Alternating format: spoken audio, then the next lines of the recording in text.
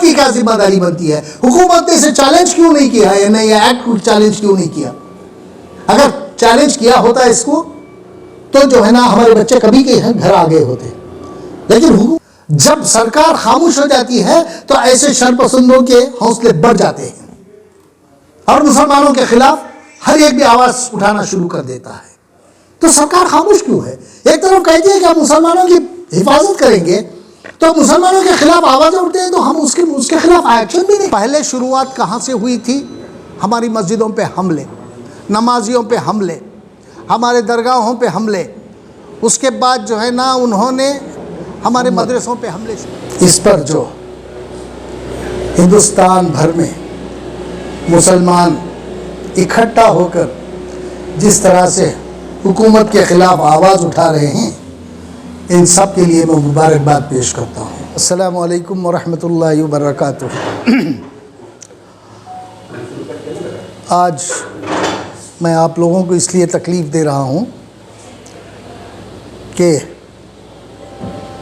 I love, और ये वाकई मुबारकबाद के काबिल हैं ये लोग।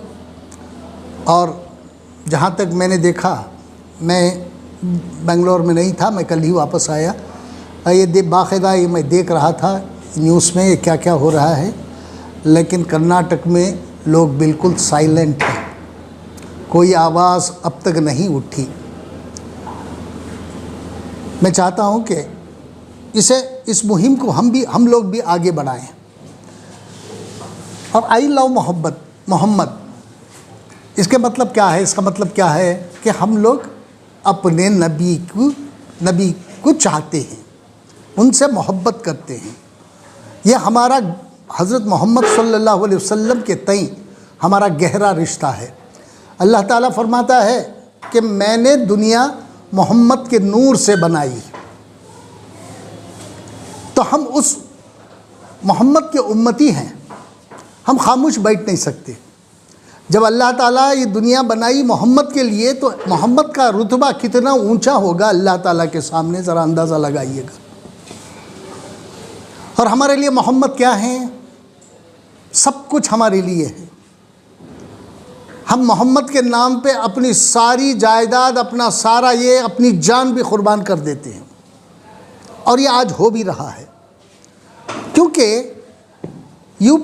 यूपी कानपुर में कुछ यूथ्स जो है ना आई लव मोहम्मद के नारे लगाए या वो बैडजेस लगा के घूम रहे थे, तो यूपी की पुलिस ने उन लोगों को अरेस्ट किया, उनके ख़िलाफ़ FIR किया, उनको जेल भेज दिया गया। मैं यूपी की हुकूमत से ये सवाल करना चाहता हूँ कि आपको ये हक़ किसने दिया है? मासूमों को गिरफ़्तार कर रहे हैं, क्यों? आइन ने हमें, कॉन्स्टिट्यूशन ने हमें इस बात की इजाज़त दी है कि हम लोग कोई भी हिंदुस्तानी शहरी हो अपने अपने मज़हब के अपने अपने तौर पे जो है ना किसी भी मज़हब का वो पालन कर सकता है। यहाँ कोई रोक टोक नहीं है। ये आइन ने हमें इस बात की इजाज़त दी है।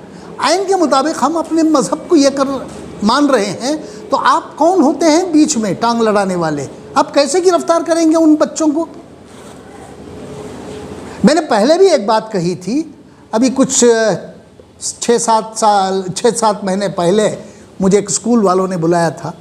उस टाइम पे मेरे दौरान स्पीच मैंने ये कहा था कि हिंदुस्तान में 2 टकले ऐसे हैं, हिंदुस्तान में 2 टकले ऐसे हैं, एक यूपी में बैठा है, एक दिल्ली में बैठा है। ये हिंदुस्तान की अच्छी फ़िज़ा को जो है ना ये ख़राब कर रहे हैं। जब तक ये 2 लोग हैं, हिंदुस्तान की फ़ज़ा हिंदू मुस्लिम करते ही रहेंगे ये लोग। इसलिए इन लोगों को जो है ना कसना, इनके लिए इनके सबक सिखाना हमारा फ़र्ज़ होता है। अब रहा देखिए वहाँ यूपी में जो हालात हो रहे हैं कि पहले इंस्टॉलमेंट में, दूसरे इंस्टॉलमेंट में उन्होंने कहा हमारे मुसलमानों के घरों को डेमोलिश करना शुरू किया उन्होंने बिना मतलब के। कॉन्स्टिट्यूशन इस बात की इजाज़त बिल्कुल भी नहीं देता, उसके बावजूद भी मुसलमानों पे हमले होते रहे। उसके बाद जो है ना उन्होंने मस्जिदों पे हमले किए, मस्जिदों को डेमोलिश किया इन्होंने। उत्तर प्रदेश में डेमोलिश किया इन्होंने, उत्तराखंड में डेमोलिश किया इन्होंने, मध्य प्रदेश में डेमोलिश किया, हर जगह जो है ना मुसलमानों के ख़िलाफ़ ये साजिशें शुरू कर दिए। क्यों? इसलिए कि मुसलमान खामोश था, मुसलमान कुछ कहा नहीं है, मुसलमान सब्र करता रहा। देखिए, हमारा मज़हब हम लोगों को सब्र करने की तलक़ीन देता है, हम सब्र कर रहे थे। इसका मतलब हरगिज़ ये नहीं है कि हम कमज़ोर हैं, हम सब्र कर रहे थे। और आज हमारे पैगम्बर सल्लल्लाहु अलैहि वसल्लम पर के नाम पे भी आप रोक लगाने की कोशिश कर रहे हैं, तो क्या हम लोग खामोश बैठ जाएंगे? हम लोग अपने आप को अपनी जान देने के लिए तैयार हो जाएंगे, रास्तों पे आ गए हैं, अब सड़कों पे उतर आएंगे, क्योंकि ये हमारा आईनी हक़ है। किसी से हम भीख नहीं मांग रहे हैं, हम देख रहे थे, सोच समझने की कोशिश कर रहे थे क्या हो रहा है। तो इसका मतलब ये है कि ये फ़िरक़ा परस्त क़ुव्वतें जो है ना, हमें इतना कमज़ोर समझ लिए हैं। हम कमज़ोर नहीं हैं। ये लोगों की, एक सरकारों को मालूम होना चाहिए कि हम कमज़ोर नहीं हैं, और छेड़ने की कोशिश मत करिएगा। कहते हैं कि आप हिंदुस्तान छोड़ दो। हिंदुस्तान किसी के बाप की जागीर है क्या? हिंदुस्तान किसी के बाप का है क्या? आप वो दिन याद करिएगा, दिल्ली से लेके कलकत्ता तक हमारे उलमाओं की लाशें हर पेड़ पे लटकी हुई थी। अरे आज़ादी तो हम लोगों से मिली आपको। सबसे ज़्यादा अगर किसी ने जानों की कुर्बानी दी थी तो वो मुसलमान था। मुसलमान उलमा जब गिरफ्तार हो रहे थे, डर के मारे उन्होंने कुआं में कूद दिया। आज भी वो कुआं बाकी है इस उत्तरांचल में। उसके बावजूद भी हम लोगों ने इस देश की आज़ादी में हिस्सा लिया, अपना खून बहाया, अपने खून से इस देश को सींचा है। और आप कह दें कि चले जाओ इस देश से, तुम्हारे बाप की जायदाद है क्या देश? देश हर एक का है, हिंदू का भी है, मुसलमान का भी है, सिख का भी है, ईसाई का भी है, बुद्ध का भी है। सारी कौमों को मिलने के बाद हिंदुस्तान बना था। हिंदुस्तान किसी एक कौम का नहीं है। अब कब तक सताएंगे हम लोगों को? कब तक हम परेशान रहेंगे? जिस दिन आपने हुजूर के नाम पे आपने ऑब्जेक्शन उठाया, उस दिन से मुसलमान एक हो गया। आज हम इकट्ठा हो रहे हैं धीरे धीरे करके। जब हम पूरी तरह से इकट्ठा हो जाएंगे तो बहुत मुश्किलात का सामना आप लोगों को करना पड़ेगा।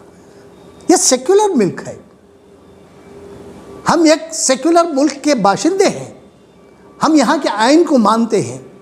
आइन के तहत हम अपनी जो कुछ भी एहतजाज करते हैं, तब भी हम लॉ एंड ऑर्डर का ख्याल रखते हैं। उसके बाद ही जो है ना कोई कार्रवाई करते हैं। हम इस देश की इज्जत करते हैं, इस देश की के लॉ एंड ऑर्डर की इज्जत करते हैं। हम इस देश के सिटीजन हैं, और इसमें हमारा भी इतना ही ये है योगदान है जितना दूसरी कौमों का भी है। कुछ ऐसी ताकतें भी हैं जो आज़ादी के ख़िलाफ़ थे, आज वो हम लोगों पर हावी होने की कोशिश कर रहे हैं, लेकिन हम हरगिज़ ये होने नहीं देंगे। अब देखिए, कर्नाटक में भी ये हो रहा है। यहाँ भी लोग जो है ना सोच रहे हैं, अभी बाहर निकल के नहीं आए। तो यूपी में जो हो रहा है, यूपी में जिन बच्चों को गिरफ़्तार किया है, उन बच्चों को फौरी तौर पर रिहाई की मैं डिमांड करता हूँ। फौरी तौर पर उनको रिहाई करे, और यूपी गवर्नमेंट एक स्टेटमेंट जारी करे। किस लिए? हज़रत मोहम्मद का नाम लेते ही आपको क्यों चिढ़ हो गई, और आपने क्यों बच्चों को ये किया, अरेस्ट किया? इसके लिए मैं उनसे, यूपी गवर्नमेंट से एक स्टेटमेंट की भी डिमांड करता हूँ मैं।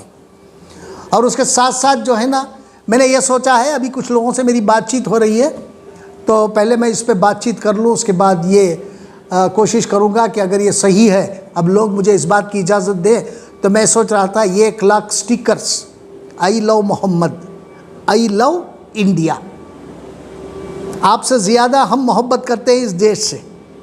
आई लव मोहम्मद के साथ साथ आई लव इंडिया, इसके मैं स्टिकर्स बना के जो है ना, इस पर बातचीत हो रही है। पहले मैं ये लोगों से राय मशवरा ले लूँ, उसके बाद इसको कोशिश करूँगा। रहा अब दिल्ली में जो हो रहा, इसमें यूपी में जो हो रहा है, वो जो है ना बहुत ज़्यादती हो रही है मुसलमानों पर।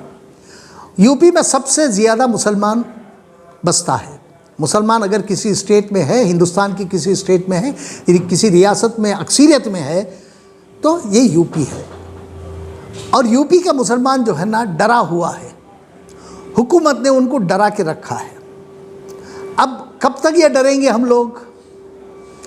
एक ना एक दिन जो है ना हमें बाहर निकलना ही पड़ेगा।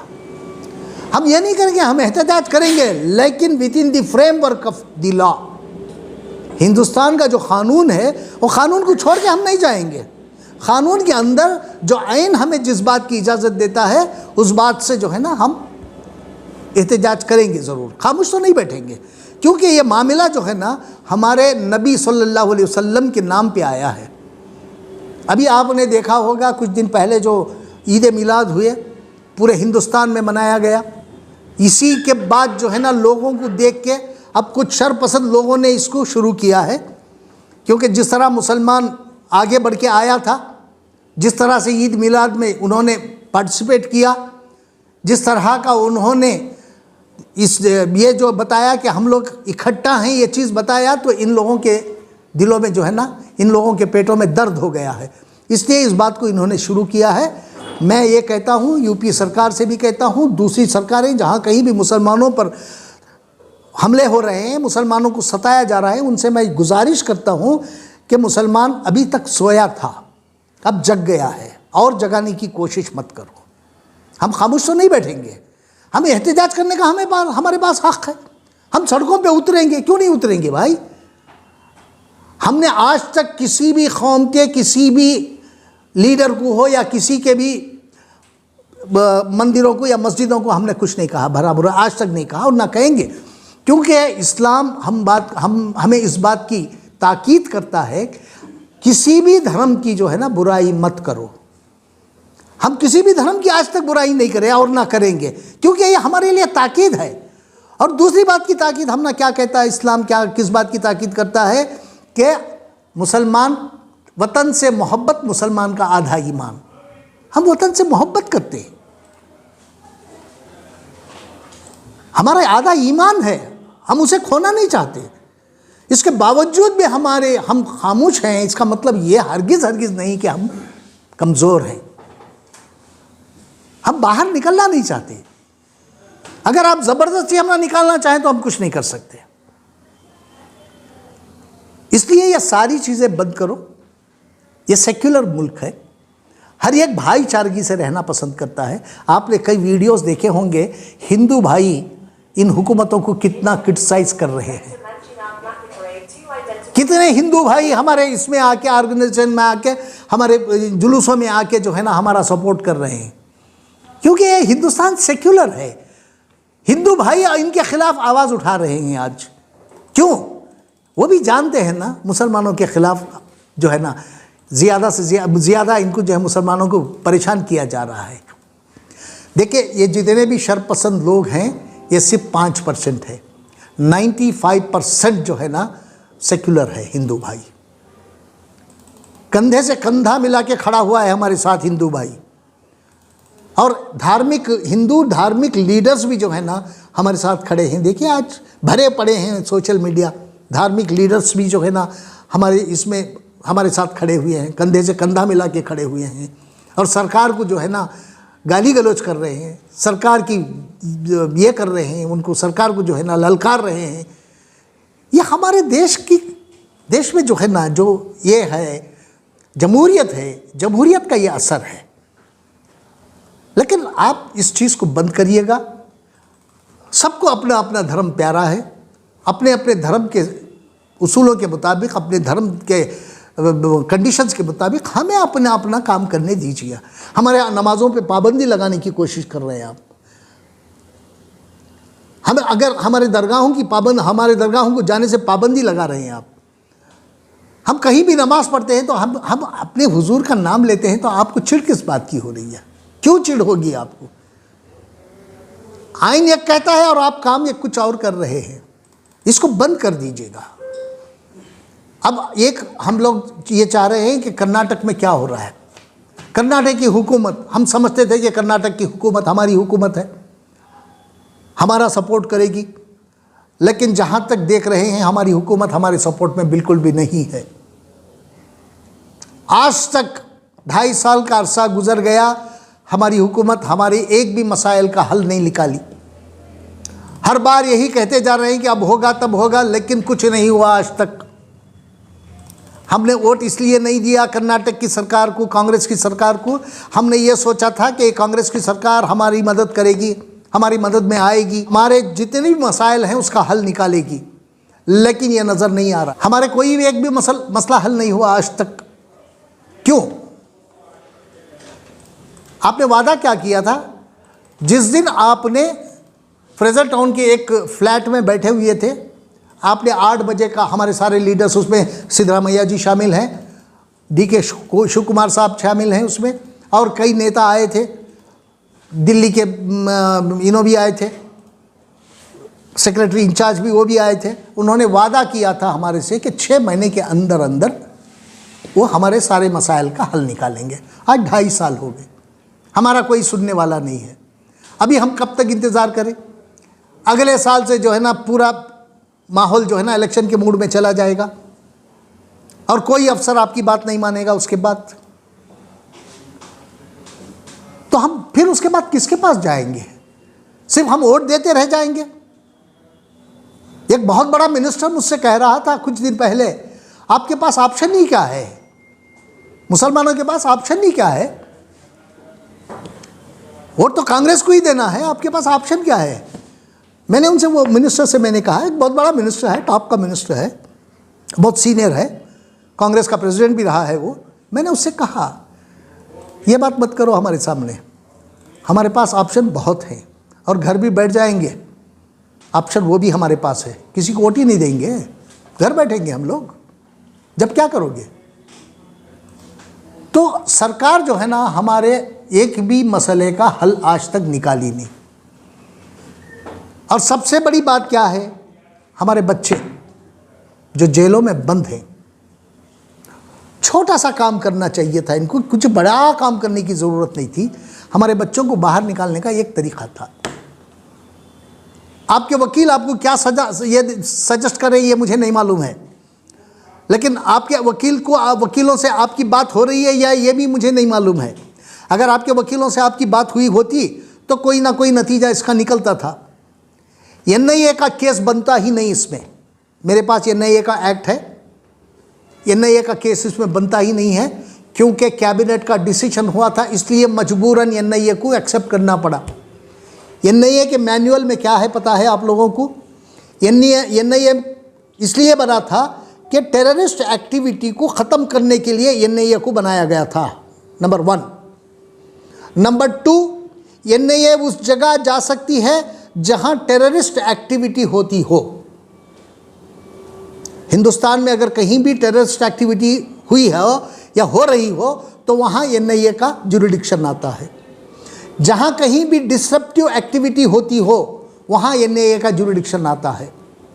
जहां कहीं भी बम ब्लास्ट वगैरह होता है वहां NIA का जुरिडिक्शन आता है। उसके अलावा NIA का कोई जुरिडिक्शन नहीं है। ये जो बेंगलोर में जो हादसा हुआ वो प्योरली लोकल पुलिस का था मामला। लोकल पुलिस उसमें जो है ना केस बुक करती, लोकल पुलिस अरेस्ट करती, और NIA को बिल्कुल भी कोई जुरिडिक्शन नहीं है कि यहाँ एंटर करने का। आप NIA के मैनुअल को चैलेंज क्यों नहीं किया आपने? आज तक सरकार ने, कर्नाटक की सरकार ने वादा किया था हमारे से 6 महीने के अंदर का हमारे सारे मसाइलों का हल निकालेंगे और 6 महीने के अंदर अंदर हमारे बच्चे बाहर आ जाएंगे। आज भी 40 बच्चों के करीब अंदर हैं, उनका कोई पुरसाने हाल नहीं है। मैं सरकार से और माइनॉरिटी मिनिस्ट्री से एक सवाल करना चाहता हूँ, उनके बच्चे स्कूलों में पढ़ रहे हैं, आपने माइनॉरिटी डिपार्टमेंट हो या वक्फ डिपार्टमेंट से हो, उनके बच्चों की फ़ीसें वीज़ें अदा की आपने कभी? जाके उनसे मिले, उनके बच्चे खा रहे हैं, पी रहे हैं या भूखे हैं, ये देखा आपने? ये तो हुजूर के नाम पे अंदर चले गए ना। हमारी और आपकी क्या जिम्मेदारी बनती है? हुकूमत ने कुछ नहीं किया है और ना किसी ने हुकूमत पे जोर दिया। हुकूमत को क्या है और दूसरे काम है, हुकूमत खामोश है। और दूसरा हमारा 2B का मामला, 2B की सर्टिफिकेट अभी तक हमने इशू नहीं हो रही है। अभी कोई एक साहब मेरे पास आए थे, मैं अभी उनका नाम लेना नहीं चाहता, उन्होंने कहा कि साहब ये ज़रा हमारे 2B के आपके पास कोई कागजात हो तो दीजिए। मैं डिपार्टमेंट की तरफ से आया हूँ। तो मैंने उनको कागजात वगैरह दिए, उन्होंने मेरे पास 10 दिन का वक्त लेके गया है और उन्होंने कहा 2 दिन पहले मुझे फ़ोन किया था कि इस पर कार्रवाई हो रही है। 2B सर्टिफिकेट हमारे बच्चों को मिल जाए तो कई चीज़ों में हमारे बच्चों की मदद हो जाती है, नौकरियों में मदद हो जाती है, सिलेक्शन में मदद हो जाती है, कॉलेज की इंजीनियरिंग की मेडिकल सीटों में हमारी मदद हो जाती है। अब उन्होंने कहा है कि कुछ काम चल रहा है इसके ऊपर, बहुत जल्द हम लोग जो है ना मैं आपको आके इत्तला दूंगा, ये कहा। उसके बाद जो है ना 4% का मामला, अरे 4% का मामला इतना आसान है, 2 दिन का है ये। इस इशू को सरकार चाहेगी तो 2 दिन में ख़त्म कर सकती है। कैसे, मैं आपको बताऊं। इस पे तो स्टे है, 4% पे जो है ना हाई कोर्ट से स्टे है। हाई कोर्ट में सरकार को एक हलफनामा दाखिल करना है। हलफनामा क्या होगा? कई मठों के लोगों ने, कई हिंदू ऑर्गेनाइजेशंस ने हमसे, गवर्नमेंट को उन्होंने लिखा है, गवर्नमेंट को लिखा है कि इसमें जो है ना किसी से छीन के हमें देने की ज़रूरत नहीं है, क्योंकि 4% रिजर्वेशन मुसलमानों से छीन के जो है ना दूसरी कौमों में बांट दिया गया था। उन्होंने कहा कि हमें छीनी हुई चीज़ नहीं चाहिए। उन्होंने सरकार को लिखा भी है। सरकार उस चीज़ का हवाला देकर एक हलफनामा अगर कोर्ट में दाखिल करे और कहे कि हम इसको विड्रा कर रहे हैं, सरकार ये कर सकती है। सरकार को इस बात का इख्तियार है, विड्रा कर सकती है वो। हम इसके ऊपर दोबारा सोचेंगे। तो जिस दिन आप ये विड्रा कर लेंगे, सीधे सीधे जो है ना 4% बहाल हो जाएगा। आपको लंबा काम करने की ज़रूरत नहीं है, बैठ के काम कराने की ज़रूरत है। 2 दिन में जो है ना आपका एक मसले का हल निकल जाएगा, 4 दिन में दूसरे मसले का हल निकल जाएगा। इसके लिए 2.5 साल की ज़रूरत नहीं थी। ज़रा नमाज़ अज़ां हो जाए, बनकर जी आप जी। और ये जो है ना लंबा अरसा नहीं लगेगा। इन 4 मसलों का हल जो है ना 1 महीने के अंदर अंदर निकल सकता है, अगर सरकार सीरियस है तो। मैं सिर्फ सरकार से सवाल कर रहा हूँ, आज किसी और से सवाल करूँगा नहीं, क्योंकि किसी से सवाल करने का कोई मतलब ही नहीं है। आज मेरा सवाल सिर्फ सरकार से है। अगर सरकार चाही तो 1 महीने के अंदर अंदर हमारे सारे मसलों का हल निकल सकता है। यह सरकार सीरियस हो, जबकि सरकार सीरियस हो। अब देखिए हमारे खिलाफ कर्नाटक में क्या हो रहा है। एक शरपसंद लीडर, मैं उसका नाम लेना भी गवारा नहीं समझता, उसने हाल में अपना एक बयान देता है, पब्लिक मीटिंग में वो कहता है, क्या कहता है? मैं मुसलमानों, मैं तुम्हें चेतावनी दे रहा हूं। क्या चेतावनी दे रहा है ये मुसलमानों को? कि मैं तुम्हें चेतावनी दे रहा हूं, ये मुल्क से मैं आप लोगों को भगा दूंगा। और अल्फाज क्या यूज़ करता है? बड्डी मकड़ा, कन्नड़ में बड्डी मकड़ा मुस्लिम रೇ ನಾನು ನಿಮ್ಗೆಲ್ರಿಗೂ ಇದರಿಂದ ಈ ಕರ್ನಾಟಕದಿಂದ ಒದ್ದು ಆಚೆ ಹಾಕ್ತೀನಿ, ಈ ಇಂडियाದಿಂದ ಒದ್ದು ಆಚೆ ಹಾಕ್ತೀನಿ ಅಂತ बोलता है।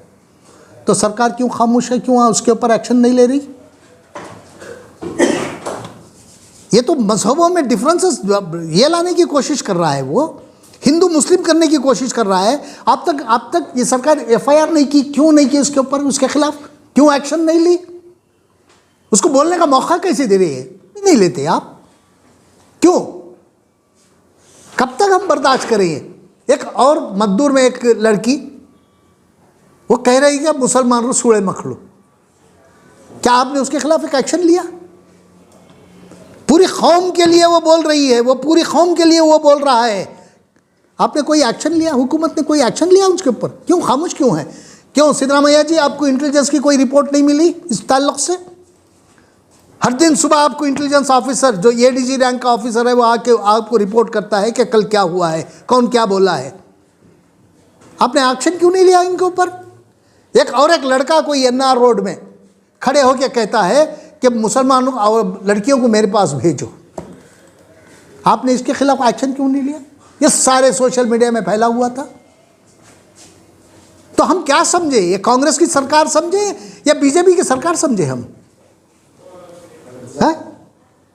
उसके साथ जो है ना एक एमएलए, बीजापुर का एमएलए, वो कहता है कि जो भी मुसलमान लड़की से शादी करेगा उसे मैं 5 लाख रुपए दूंगा। उसके खिलाफ क्यों कार्रवाई नहीं हुई? होगा एमएलए अपनी जगह, लेकिन खामोश क्यों है सरकार हमारी, क्यों कार्रवाई नहीं कर रही है? एक तरफ मुसलमानों की हिफाजत की बात करती है सरकार, तो दूसरी तरफ मुसलमानों के खिलाफ ही काम कर रही है। हम लोग इसलिए वोट नहीं दिए सिद्धरामैया जी आपको। धीरे धीरे धीरे करके जो हमारे आपके दरमियान जो नज़दीकियाँ थी वो दूरियों में तब्दील हो रही हैं, वो धीरे धीरे करके। अगर आप फौरी तौर पर इन लोगों के खिलाफ कार्रवाई नहीं करेंगे तो हमें आगे बढ़कर सोचना पड़ेगा कि आगे हम कांग्रेस का साथ दें या घर बैठे रहें, क्योंकि आपके इसमें हम लोगों को बहुत ज़्यादा फेथ था सिद्धरामैया जी के, तो इसके ऊपर जो है ना हम लोगों को फेथ था, ये हमारी हिफाजत करेंगे, हमारे जितने भी ये हैं मसाइल हैं उसका हल निकालेंगे। लेकिन सिद्धरामैया जी भी हमारी कोई मदद नहीं कर रहे हैं। आज जो फेथ उनके ऊपर हमें था वो भी धीरे धीरे करके ख़त्म हो रहा है। 2.5 साल में आपने कुछ नहीं किया। आपको हर दिन इंटेलिजेंस की रिपोर्ट मिल रही है, आपको इंटेलिजेंस का सबसे बड़ा ऑफिसर आके आपको सुबह सुबह ब्रीफ करता है, पहली ब्रीफिंग उसी की होती है। आपको ये क्या हो रहा है बताया जा रहा है, तो आप इनके खिलाफ कार्रवाई क्यों नहीं कर रहे हैं? हम खामोश तमाशा देखते रहें और आपको वोट करते रहें? हम काम चाहते हैं, हमारे मसलों का हल चाहते हैं। जल्द से जल्द जो है ना हमारे जितने भी मसाइल हैं उसका हल निकालिए, और सरकार की जिम्मेदारी है कि मुसलमानों को पूरी तरह से प्रोटेक्शन दे, और मुसलमानों को जो है ना आज़ादी से किसी भी तरह की ऐसे गंदे गंदे अल्फाज जो मुसलमानों के लिए इस्तेमाल हो रहे हैं, हम सुन के खामोश बैठे नहीं रहेंगे। अपील कर रहे हैं मैं सरकार से, इनके खिलाफ फौरी कार्रवाई करो और इन पे एफआईआर करो, ज़रूरत पड़े तो इनको अरेस्ट करो। हुकूमत के पास सारे अख्तियारात हैं, खामोश क्यों है हुकूमत? इसका मतलब यह है कि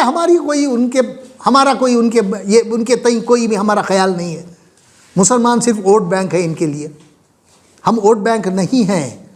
वोट बैंक हैं तो भी हम देख रहे हैं, आपकी तरफ देख रहे हैं हम लोग। आज एक्शन आज लेंगे कल लेंगे, लेकिन आप एक्शन नहीं ले रहे हैं, ये गलत बात है। सिद्धरामैया जी आप फौरी तौर पे जो है ना इन लोगों के खिलाफ कार्रवाई करिए, जो लीगल कार्रवाई जायज़ है वो करिए। अगर इन पे लीगल कार्रवाई बनती है तो करिएगा, और सारी दुनिया कह रही है कि लीगल कार्रवाई बनती है, तो आप अपने वकीलों से बात करिए, अपने पुलिस डिपार्टमेंट से बात करिए, बात करके जो है ना इसको फौरी तौर पर इन लोगों को जो है ना ये करिएगा, फौरी तौर पर जो है ना इनके खिलाफ कार्रवाई करिएगा। कार्रवाई ना करने की सूरत में फिर मुसलमानों को सड़क पे उतरना पड़ेगा। हम गालियां सुनने के लिए नहीं हैं, हम भी इस देश के वासी हैं, हमें भी आइन ने हर चीज़ की सहूलत दी है। हम इस देश की, हम यहाँ के लॉ एंड ऑर्डर की इज्जत करते हैं। हम लोग जो भी करते हैं जो है ना with in the framework of law करते हैं हम लोग,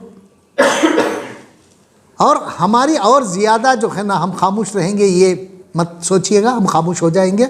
लेकिन ये जितने भी काम हैं जल्द से जल्द होना चाहिए, ये मैं गुजारिश गवर्नमेंट से करता हूँ। और मैं एक बात का ऐलान ये भी करना चाहता हूँ कि इंशाअल्लाह अगले महीने में, अभी मैं इस पे जा रहा हूँ, उम्रा पे जा रहा हूँ, उम्रा से आने के बाद जो है ना आई लव इंडिया कॉन्फ्रेंस का नाम यही होगा, I love Mohammad, I love India. और जितने भी जो है ना हिंदू मुस्लिम भाई जो हमारे लिए हमारे सपोर्ट में हैं उन लोगों को बुलाएंगे, उन लोगों को हम आनर भी करेंगे वहाँ। और हमारे उल्मा जो सही उल्मा है, मैं ये बात कर रहा हूँ, मैं जो तफरक़ा पैदा करने वाले उल्मा नहीं हैं, जो अच्छे उल्मा हैं, जो इस पर हुजूर की शान में जो रोशनी डाल सकते हैं, ऐसे उल्मा को हम बुला के जो है ना गैर कौम को भी मदऊ करूँगा मैं वहाँ, खैर खौं को भी बुलाएंगे, हमारी भी लोग रहेंगे वहाँ। एक बड़ी कॉन्फ्रेंस मेरे शहर सिरा से शुरू होगी और इसे हर डिस्ट्रिक्ट में इंशाअल्लाह मैं करने की कोशिश करूँगा। हर डिस्ट्रिक्ट में होगी उसके बाद। शुक्रिया। और कोई सवाल?